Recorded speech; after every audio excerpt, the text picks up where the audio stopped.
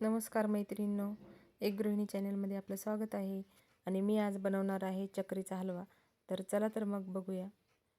त्यासाठी मी चक्री कापून घेतलेली आहे आणि त्यातलं आतलं सर्व बी काढून घ्यायचं आहे.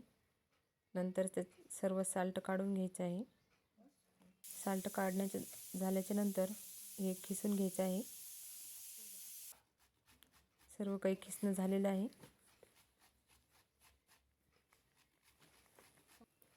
त्यासाठी साहित्य घेतलेले मी तूप, काजू, बदाम, विलायची आणि साखर. कढई गरम करायला ठेवली आणि त्यात तूप 2-3 चमचे घातले. नंतर खीस टाकून द्यायचा आणि याला छान असं परतून घ्यायचं आहे.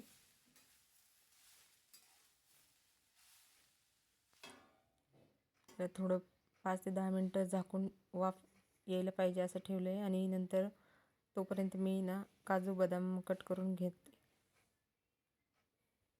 याला सारखं सारखं असं परतावं लागतं, नाहीतर बुडात लागतं. विलायची सोलून घेतली आहे. छान असं वाफ आलेली आहे खिसला. विलायची बारीक करून घेतली आणि सर्व साहित्य तयार झालेलं आहे आणि वाफ पण छान आली आहे. तर यात सर्व टाकून द्यायचं.